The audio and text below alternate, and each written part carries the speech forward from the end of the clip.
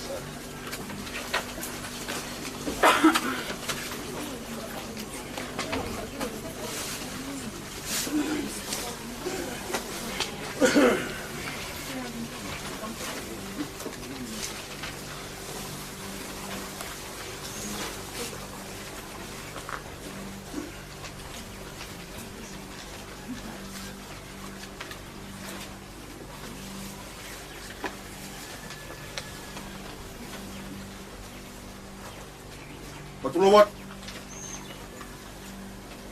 Mau mimonga. Kimua pia toki whakahai whanongan. Tala fatongia. o kore. O mi ha whainga maari e. Whahoko ai ha tau whami. Malo. Whakolahi me ka mata ke tau Failotu Meafakaeiki. Moi hua o whaanga o Limoni Tatafu. Moi lima ngea whango kuma nima o himi. Nima whanima. Karistiane, owa, toto sii, neongo homo ua, he fu mamahini. Tauhi holotolahi, tupu hoi hifia. Kei sātai pea sātai, te eki liwai. Kalisitana owa, eloto sine omo ua, efu mamahini.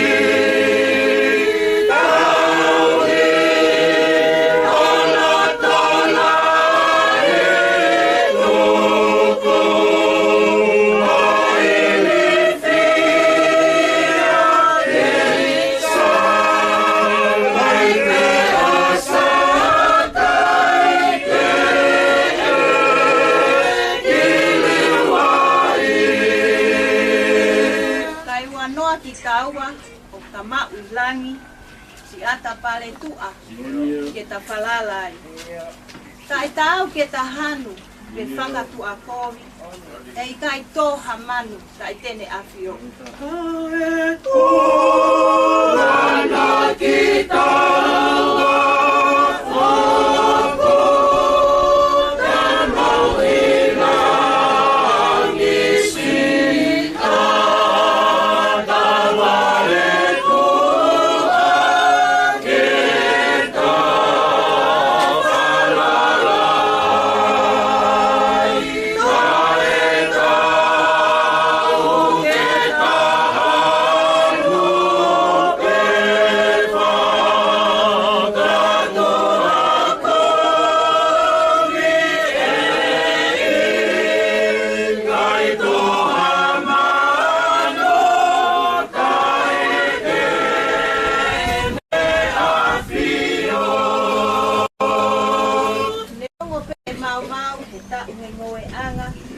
mate ai pangamanu mole ai falala anga wau te lotolahi wau te utetia e sātai pea sātai te eki liwai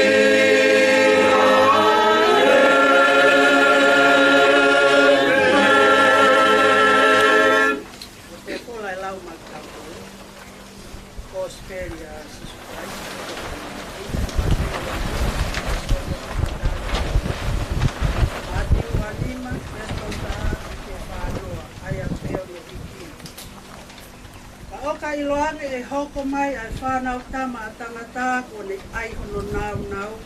E hao whiaia e kau āngelo ko toa pē. E toku noko I hono taloni langi langi ia. Pe ai whatata ki hono ao, ai ngahi kakai ko toa pē. Pe tene wahe I ki nau tolu o hange o ku wahe e a tau sipi. Ai whanga sipi me whanga kosi. Pe tene whotu ai whanga sipi me hono tō matau. Ka koe whanga kosi me hono tō he mā. Pea tōku wholofola he tui, kia teki nau tolu I hono tō matau. O miki mou tolu ai whahinga ko whamonu ia e eku tamai. O mau hoko ki e pule anga kua toka teu mo tolu talu e tanu po o mamani. E nā ku fie kaia, pia mau omi haku kai. Nā ku fie inu, pia mau omi haku inu. Nā ku au nofo, pia mau whakawhe iau. Nā i kai haku kofu, pia mau whakakofu au. Nā ku mahaki, pia mau opi, hoku wakai. Na aku ia piliso ne, pia mau ahi mai. Pea toki tari e kau whailelei, o pe he, e i. Ane whea mau ilo koe o ke halo fia, pea mau tau hianga. Pe fie eku, pea mau atu ha eku. Pea ane whea mau ilo koe o ke au nofo, pea mau whakaafe.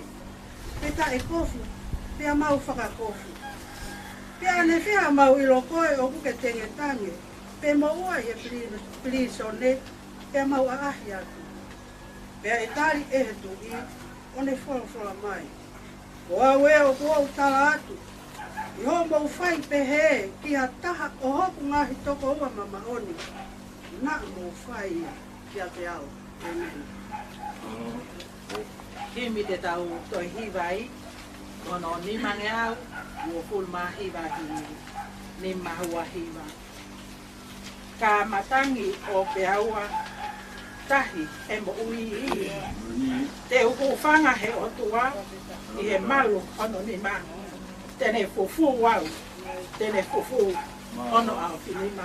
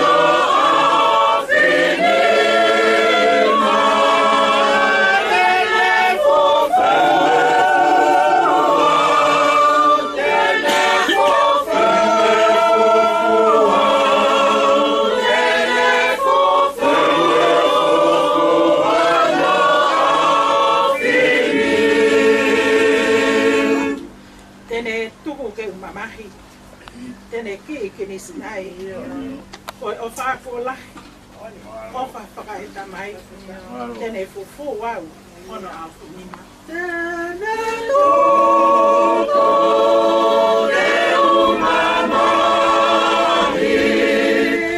tuko le umamani, tene kini sinai, oe ofagu olai, ofafa. Mama hi au he o toa, tauhi e ne tamasi, tene fufu wau, ono au finima.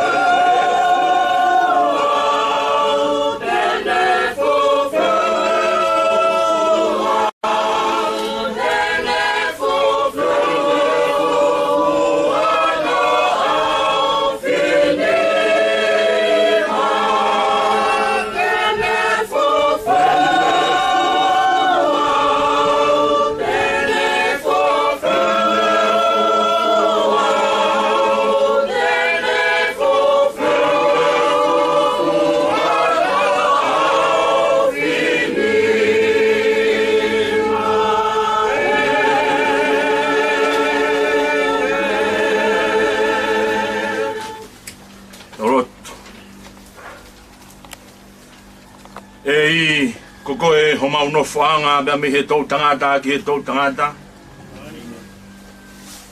Te ki whanau e ngā hi mo ngā pe whakatupu ai whanua talu bea me mua i mua. O kuke o tua bea e a Fiona. Ai a Fiona ku tā puha ho hua wha. He koe hua wha ko ia ku maoni oni. Pe tā ku moni pe tā noa e whoka motu a ko sihoma situ kenua e a Fiona. Koko e homa maoni oni anga. He o ku whetari aki e kau hoste o langi. O ku maoni oni. O ku maoni oni a sihoma sa pauti. Ane a fia e mo ui hape mo more ngā hei tau tangata. Pea koe mau tolonga ku taimisi o hange pe haloa kai mau ngana. Koe huafa o e a Fiona ko sihoma siaila. O ku hene a Fiona pea koe o tua tokonaki mea aho a Fio. Mau whewhakamoni aki he tānoa he konga o isileli mo isipite. Nā ke whakatupu pe koe ai mā me he ikai. I o he nā ke tokonaki pe he a Fiona ai mea ke inu o mea ke kai.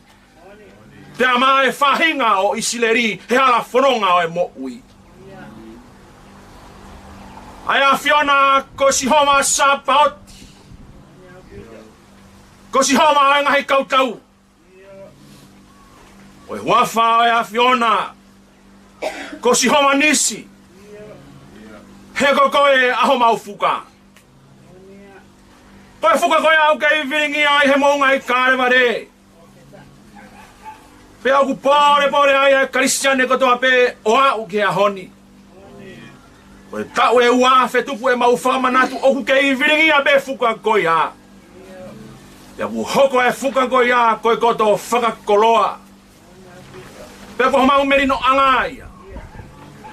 Peta aku mo ni koe huafa e a Fiona ko sihoma salom. He ko koe aho mau merino anga. Tau be me he mau he ula ki ongo mātua he na whai tutuni he ngowe ko palataisi. Te motuhi ai o whai a Fiona be hange koe o ku hange halangi au fia e mau nofo o siofia. Pe e a whē koa ai o tua e to e whoki mai ai ofa ai a Fiona ke mau mo ui. Pe hange ai pe o ku tu tau e whahinga tangataki ho a Fio. Pe tālunga mo hifo. O ai kakano o alo i he ai angakai. Ko mau merino anga beria. I o pe aku wā o fia i e wā mama o. Mahalo pe mua sisu e whakataulama aku ke whai pe mama o ngahi mo ui. Ko tāno ai i piseri o e honi. We sihoma ho poto. O ku kilua i e whahinga o i tangata. I o pe aku tau mama o atu ai ofa ai a Fiona. He koe o tua ai a Fiona o ke toka i mai nanga. A mea hono kotoa. Pe aku pore ai e mau mo ui i he aho ko eni. Koe mau ha o tua pehe. Koe whehui ke he mau mo ui oi o tua fe. O tua aku lahi ai ne o wha. O ku wope atu aho o wha. O kui kai koha ofa whakaeongo pe. O kui kai koha ofa pe. Ai mātua ki he whanau. A koe ofa koe ai o tua koe ofa tō matakakano. Koe ofa koe ai koe ofa aka pei. Koe ofa koe ai mau kei yanuanu ai. O au ki he kuonga ko mau laka ia. E o batangu moni pe ai kosperi. Hena ofa pehe ai o tua ki mamani. O ena ne whoake ai hono alo to wheta haka o hi koia kotoa pe o kutui pia ki tai. Ke ewa na a mate. Kane mau ai mo ui tai ngata. Koe ofa ia ku mau lau ai o tua. Koe ofa ia ku mau pore ai. Koe ofa ia ku whaia e talanoa. Te koe ofa ia o ku fai ai teke vaka ha Kristiane ya hon mau whawhetai beho mau lau maari e kia te koe e tofa hala ko ke fai mau kauwhataha e ahoni malo si su e teu tangata e a Fiona hanga he tā mai o eiki onio ke whakama opo ki mau tolu he ahoni ko tano ai a sere mai au ka pau teu whai whakamau bea mo koe te ke tonu hia pe koe si homa ka tuku pe mua ke u tala noa atu pe ahoni ka tuku pe mua ke u muna loto pe ki ho o afio ka tuku pe mua ke u kauwhataha pe mua ilaisa e tautapa ilaisa ke ilaisia tuku pe mua ha tāpa ki loa ai a Fiona ke mau mo ui pe ai whakapōtala noa te mau whai e o tua he aho ko eni o hange beha mau muna loto ke mo ui ai tamai ko eni koe tuonga ane ke tuo fifine ka koe huse pā niti ke waifi o whaanga whawhita e peo mau lau maari e teu tangata ai a Fiona koe ahoni e kuloka tau e taulanga nā whanua pea ku mau ilo i pe ki mau tolu honoanga fisi hina atu ai matafota si ene una kia tua kau ia moe la whaanga o tau noa e matalanga we isa e funga mai lahi o nau mata noa e ahoni o hange o mau hahanu e o tua te mau tuku e me wheke mau whakamatala tau mai a ko hari uni e toi whoki mai ko e whawhetai anga beho mau lau maari e mau kauwhataha mo e pēteri a ke na e whanau i beau nau hau tere fua pe me he manawa e ku whae e te u whoki tere fua pe ko e hana be ko papa ko e whahenga e tangata he ko e peki a ko e matapa ai au hewani e a honi o whawhetai o mau lau maari Malo be mua e teu tangata ai a Fiona si huse pā ni tini talu e aho nai whai ai whakapapau neongo be tō hake tō lunga e fua whatongia neongo be si ene kukuta pe hono whainga tai ha tau mai ai o tua iloa ha aho pe heni pe aho ni kone tatau mai he kua fie mao ke me loto tatauna e whawheta i anga beho mau lau maari e malo be mua ke teu tangata ai a Fiona i wā i taimi e ni koe nai whai ai whiohi e mo tupu hake be ki whanau ni o whanongo he ngahi tātala i whare ai tamai ko eni pea ku puke a kumuni ki he loto be mo e whakau o hiko e kāpasa whola uia ki hala whanonga o e mo ui ki he kaharu ne whai be whana mea ki he waifi ko eni ka o e honi ko i kai o e whawhetai anga ho mau lau maari e o ke tatau mai o whia mau e a Fiona e ki o ku mau lotu ki a te koe i he aho whakakolo ako eni hanga i fofonga mai a Fiona aku mau heni bea moe taki ngā au e potu ngā au e ako kai au mai kau ai tokon tare kita ke hewa o e lau tohi o ku heni bea mono kau ngā au e koe whanga toko ua kai au mai whanga tuonga ane ko hi pe o tua ko hi koe aho whakakolo ako eni o ku mau lote be ki ati koe whakamore pe aho a fio ko ho mau tolu whatongia pe ke ui ki a te koe he o ku mone tā noa ai palofita ke mau ui ki a te koe lotonga e mau kei ala mau pe mau viviri ki a te koe lotonga ha o kei o fi o hinga ia e mau whakamatala ki a te koe i he tā whakakolo ako eni tā boki mai ai witou tā boki mai e ki whanau tā boki mai e o tua ai family isa ai o mai tahine whahu e hangai fofonga mai ai a Fiona tua ku kāta ki inga ta ko hibe ko e whakalau noa ko mau whai o ku whakangalo ngā ta ai ulu nganga e tā mai o eki ko eni o ku whakaware heanga ai mau tala noa ki hono tare ni ti pia i hea honi mau lotu peki hoa fi o mea nonga ai a Fiona e whakapulupulu aki ai whahu kai a mai ulu motua o na ngalo ai wifi kai mai ki whanau whangatoko ua kai mai whangatua whawhine ke hoko mai e tāpua ki ai a Fiona o ke whai tāpe kina nau ngahi mo ui pe mo ngahi ngā whatongia ko whakamohe pe mei ulu o hikai ai haho e o tua Iwa tua ia e tā mai o ei koe ni ki he wheitu ko whai hano teu. Ke wha alo maria mea hono kotoa. Pea tu ke hoko ai aho e whakaheke kai ho tā mai o eki. O e whakakoloa ki langina. O e whakakoloa ki he whamiri kai o mai maheni. Ngai whunga mai a whina tāpok mai ai kai ki tā ko kai o mai toi ngai kau ngā ue pot ngā o ako. Umo mataha ko mau whai, mau kore peki ke whai tāpe kina mela kina. Eki hā ngai whunga mai a ho ofio. Tuku pea ke hoko mai ai tāpua whaka elone ai a Fiona. Oke o whake ki a e whakatahani. Kai o mai whahumo toi ngai whamiri. Te koe tāpua ki ana ke whoroforo ki a Mosese mo siua. Ya bau te mo tāpua ke whahinga o isi ripe mo rea o pehe. Pea ke tāpua ki mai ki motoro e sihoma mo ne tauhiki. E whaulo mai e sihoma hano fofonga ke te ki motoro mo ne alofa. Ke hangai fofonga mai a sihoma ke te ki motoro mo ne atu a ene merino. O lotu ia go mau whaini. E wafa e tamai mo e alo. Mo lau maari e maa oni oni.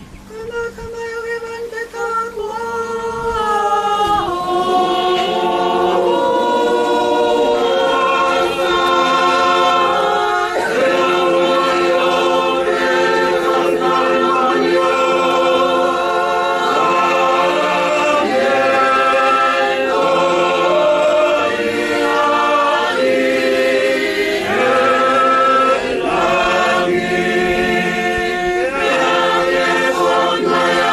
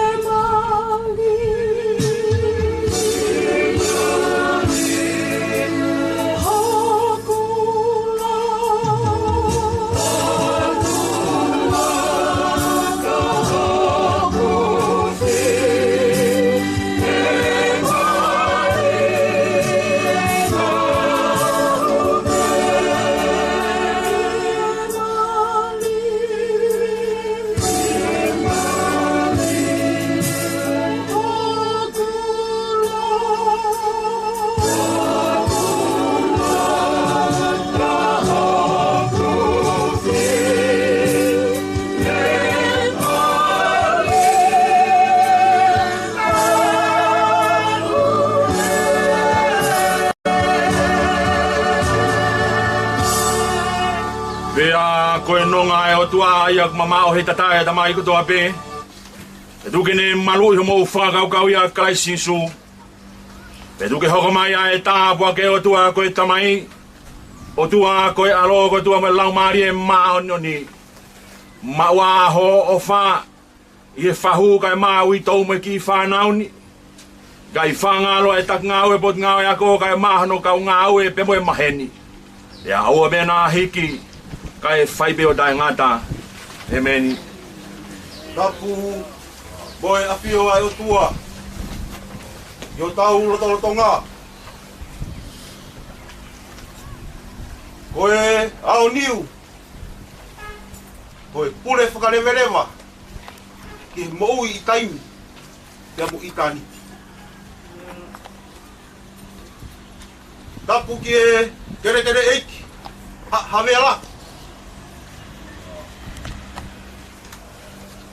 Tapu ki e pekia. Tangata o kune whakatahataha i tau tolu i he api koe.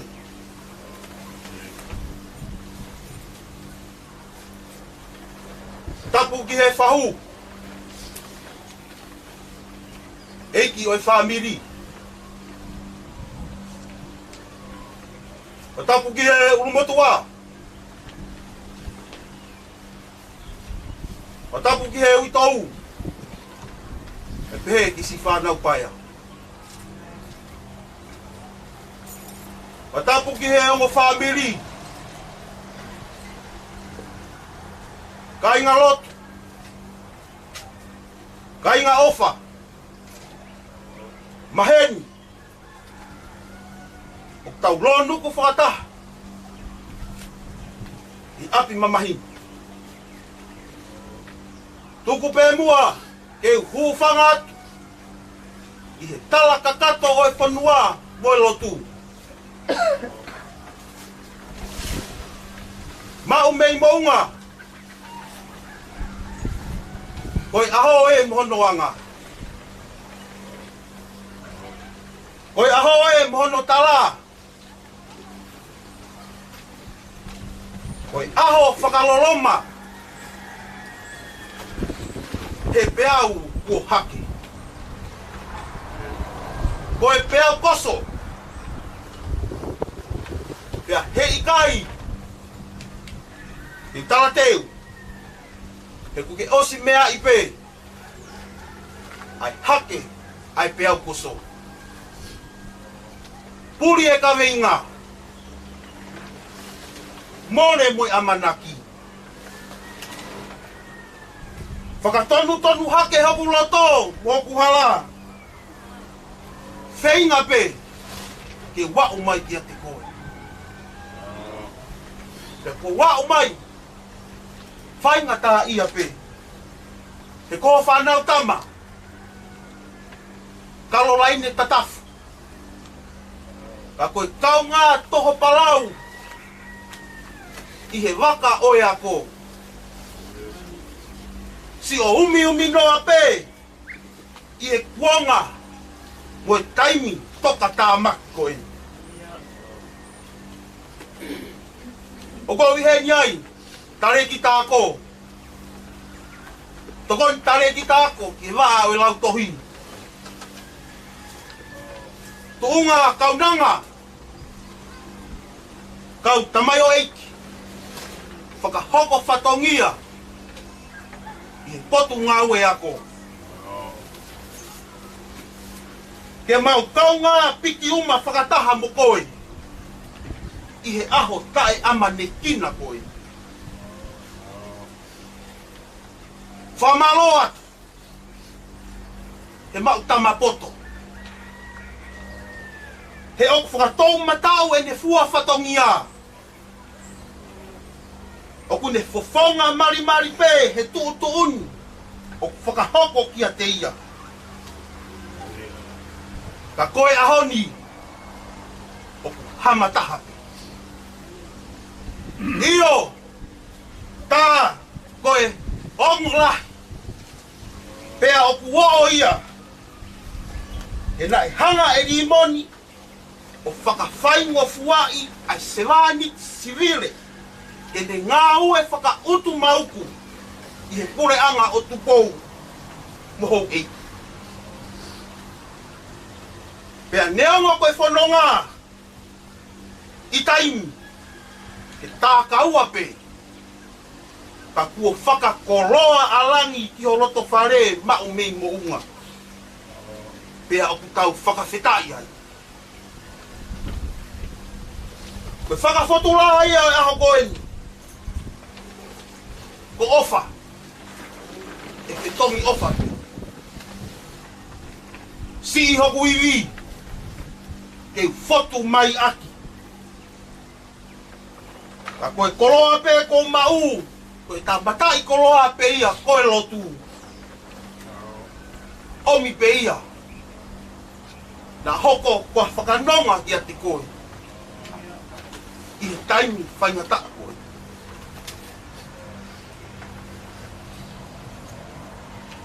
Boni pe laua e punake. Koe aho ke mo ui. Koe aho ke pekia. Koe aho ke mamahi. Tea toki fie fia. Whalawa, Limoni. Ko ke lawai i tau neri. Watu pe mau ofa. Ke hui tau. He kisi whanau paia. Whakatawange. Mau mei mounga. E kei whakapulu aki ai pe koe. E keresi moe ofa e o tua mafi. Hanga mai a ngai whatongia. Teu e whakaheke heka. Wholau e tamai ofa koe. Te merewa e whakahoa. Tataua. Tai e kokaanga. Tai e kokakie. Tai e lalanga. Tai e teu, tai e mau. Apuki e o tua kune awhio i o tau tolotonga. Koe uko i mama. O pukei a ala ono malama i e whakahala whanonga. Aturo atu he moe kerekere i ko haha ala. Apuki e whanau ka maa e whangamaka puna hu e. Tapu atu mafi toki whare mama. Kau maa e whare amata pule. Tapu ki he whahu. Koe pākakala ne whatu me talawhaunga e whanua. Tapu atu he tare ki tākou. Kau office. Kau maa e potungau e ako e tonga. Tapu atu ki tangata e ki whaife kau. Koe whasua matala koula e whanua. Tapu atu ki ui tau ka maa e si tofi a paia. Atua watu ki whare tōria. Toka pe mua Limoni Tatafu. Tapu ki he uru matua. Kai maa e o hama, ne hau ka whahe tala whaunga. Tuku ke au atu e whakatapunu. Ki hawa i tupe o totonu ke takua he paenga mamaluni. Mafi tō ki whare mama. Tuku mua ke u whakakato atu hoku whatongia. Ia mo maa sila kau maa e uru matua. Ke u kunu ki ha whakamalo he hoa. Whakamalo lahi atu, au kito. Mafi tō ki whare mama. Moho awhe whakaeiki, oi hoa tā koeni.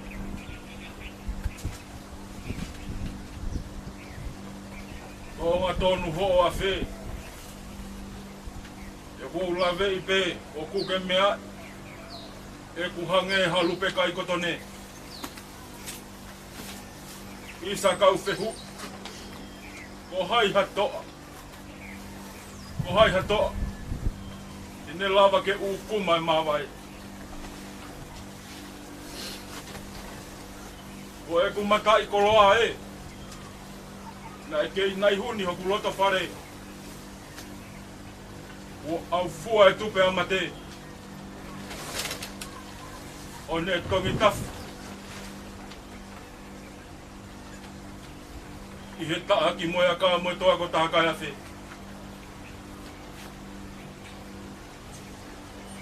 Ko e tamai. Ko e huse pānit.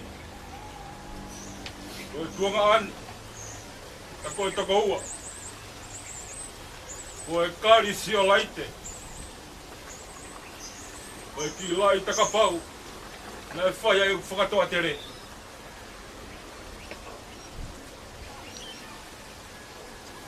Ahon. Hu ameri e ho ai kona. Ea kanoni aki. Ai hange a tahi kua whaka au maha. Ai monu ka atu ai whaingata. Na e toka muka whahoku painga. Mafi toki whare maama. E whai pe ku whakahahanu. Kana aku ai kona peilot. Na e kai lawa ke uhe aki.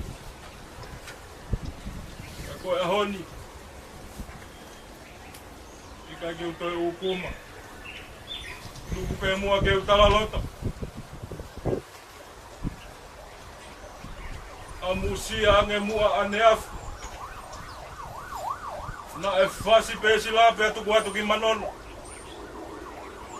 Ka unofo whakalau lau lota. I he teki ai poto moe whaiwa ilo. Koe ahoni, mafi toki whare mama. Kua kehe. Kua whasi e sila ia. E atuku atu ki tano. Ka unofo una loto. Ki he kio talafononga e teiko. E koe o whongi pe hafononga kua vai wapo. Isa. Tuku peke pohea si okula to. E kafo kua hoko.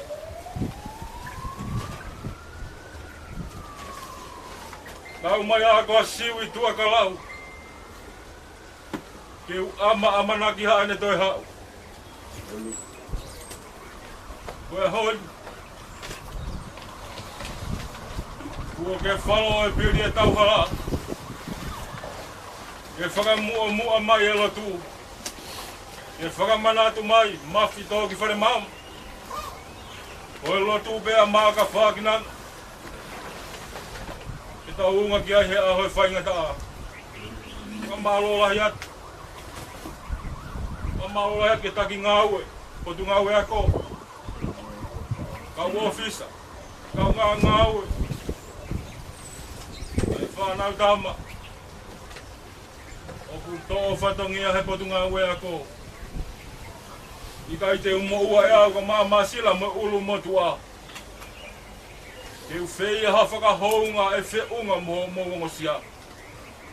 Tuku ki he o tua e langi. Kene toki whakakakato atu. Mo whakaua ai whakahounga o e hoa. Leverewa malanga kau tatau atu. O malo atu. Mau mi mounga. Tari rei. Tare ki tāko. E ki he pakori tari ki tāko. Ka kore whamole atu pe ha mau to'o whatongia. Mau tatau atu e. Maro.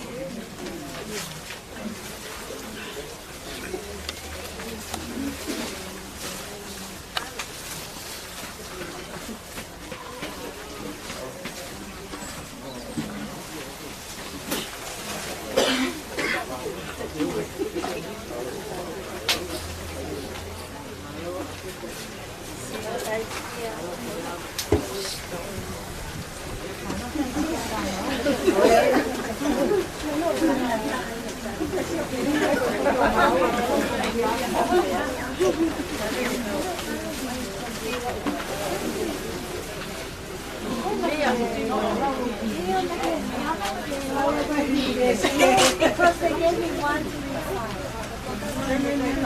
No, one's inside. No, they gave me one to refund.